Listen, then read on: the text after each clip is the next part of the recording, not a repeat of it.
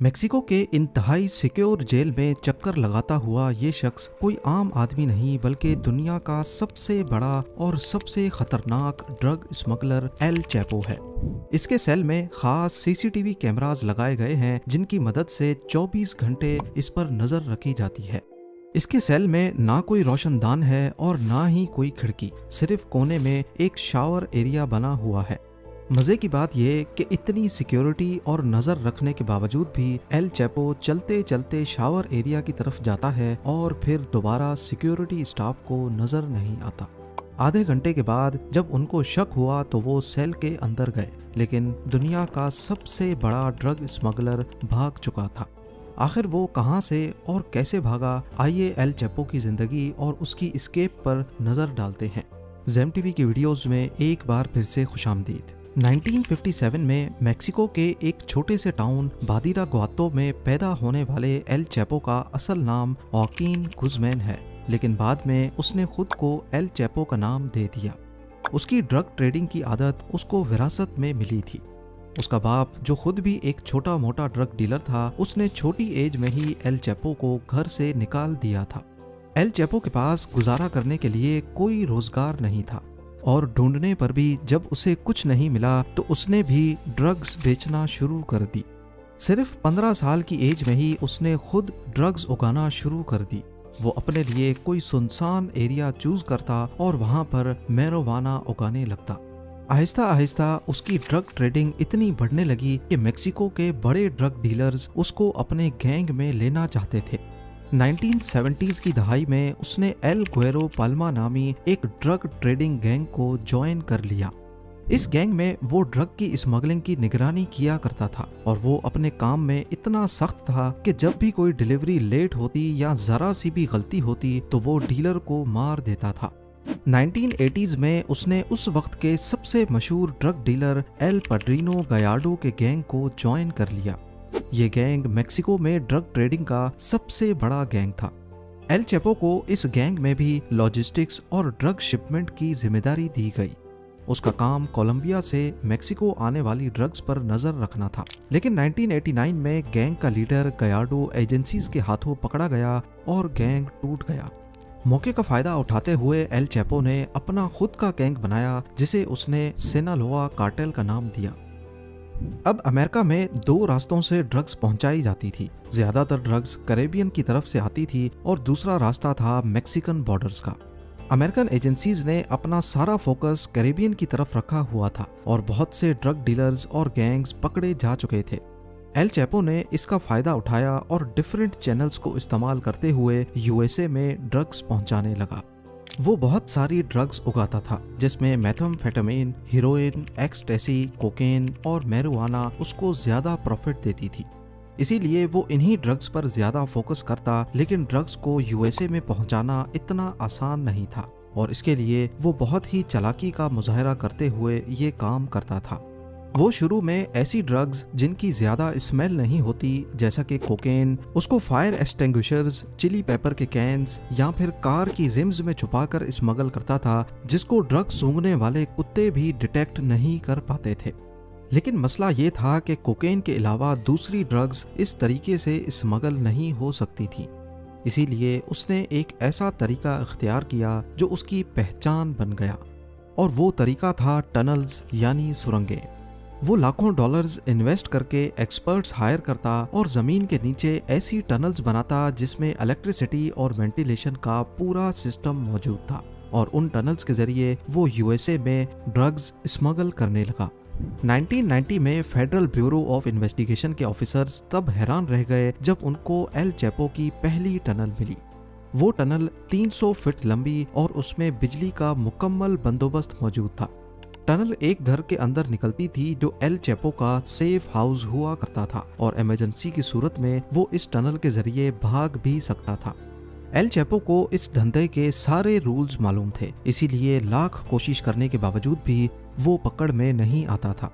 नवंबर 2010 में ओटे मेसा में एक और टनल मिली जिसमें ऐसी ही फैसिलिटीज मौजूद थी, लेकिन इसके अलावा जमीन पर रेल सिस्टम भी नस्ब था जिससे कंस्ट्रक्शन के दौरान मलबा और बाद में ड्रग्स ट्रांसपोर्ट की जाती थी। 2012 में टिजुआना, 2013 में फिर से ओटे मेसा में और भी टनल्स मिली। उसकी कमाल महारत को देखते हुए एल चैपो और उसके गैंग को किंग ऑफ टनल्स कहा जाने लगा। वो अपनी टनल्स इस कदर गहरी बनाता था कि ग्राउंड पेनिट्रेटिंग रेडार मशीन भी इसको डिटेक्ट नहीं कर पाती थी, और टनल्स की एंट्रेंस को वो चालाकी से छुपाया करता था, जैसा कि बाथरूम टब या फिर टॉयलेट के नीचे। टनल्स बनाने से पहले वो जगह को बहुत ध्यान से चूज करता था। उसने ज्यादातर स्मगलिंग यूएस मैक्सिको बॉर्डर पे मौजूद कैलिफोर्निया के शहर ओटी मेसा से करने का इरादा बनाया। उसने ओटे मेसा को 3 वजूहात की बिना पर चूज किया था। पहला ये कि ओटे मेसा 2 मेजर ट्रांसपोर्ट हब्स टिजुआना और सैन डिएगो के नजदीक था, और ड्रग्स को इन हब्स की वजह से एजेंट्स तक ट्रांसपोर्ट करना बहुत आसान था। दूसरा, ये एक इंडस्ट्रियल एरिया था जहां पर बहुत सी फैक्ट्रीज थीं, और फैक्ट्रीज की भारी मशीन्स और ट्रैफिक का शोर ज्यादा था, इसीलिए यहाँ टनल्स खोदना आसान था, क्योंकि खुदाई का शोर फैक्ट्रीज के शोर में छुप जाता था। और तीसरा रीजन है यहाँ की मिट्टी, क्योंकि इस शहर के एक तरफ समंदर है जो यहाँ की मिट्टी को बहुत नरम रखता है, इसीलिए यहाँ पर खुदाई करना बहुत आसान था। जबकि दूसरी तरफ पहाड़ हैं जो नरम जमीन को भी मजबूती देते हैं, और इसकी वजह से टनल्स कोलैप्स नहीं करती थी। यानी हर लिहाज से ये शहर एल चैपो की टनल्स के लिए बहुत आइडियल था। 9 जून 1993 को मैक्सिकन अथॉरिटीज ने फाइनली एल चैपो को पकड़ लिया और उसे 20 साल कैद की सजा सुनाकर जेल में डाल दिया गया। लेकिन ये जेल भी उसके लिए उसका ऑफिस बना रहा।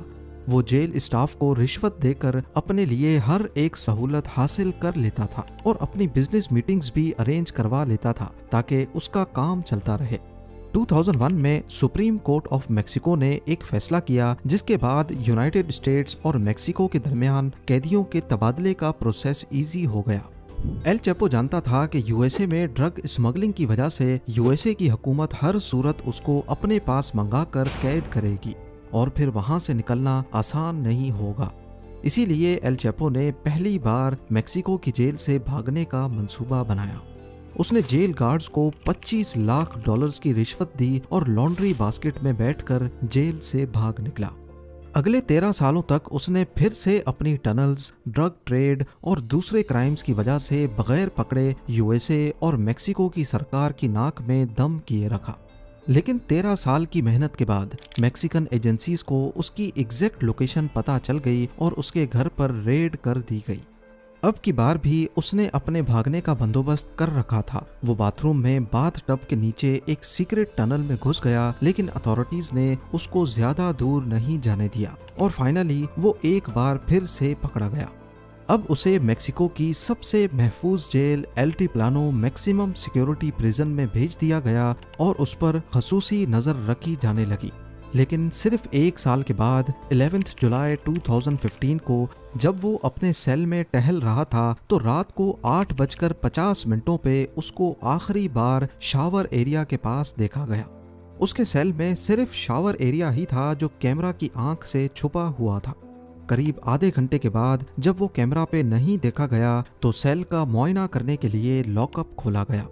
जब तक गार्ड्स अंदर गए तब तक एल चैपो जा चुका था।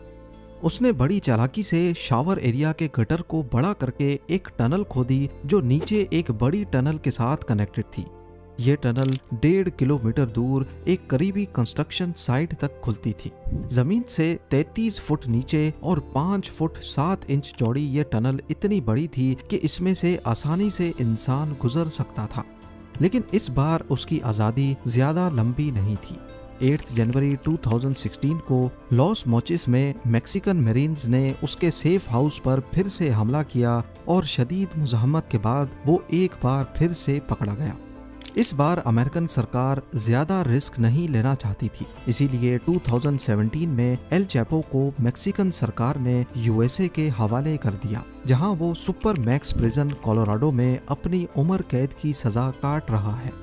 लेकिन हकीकत ये है कि जितनी भी सिक्योरिटी हो, अमेरिकन सरकार को ये डर ही रहता है कि कहीं एल चैपो दोबारा से ना भाग जाए।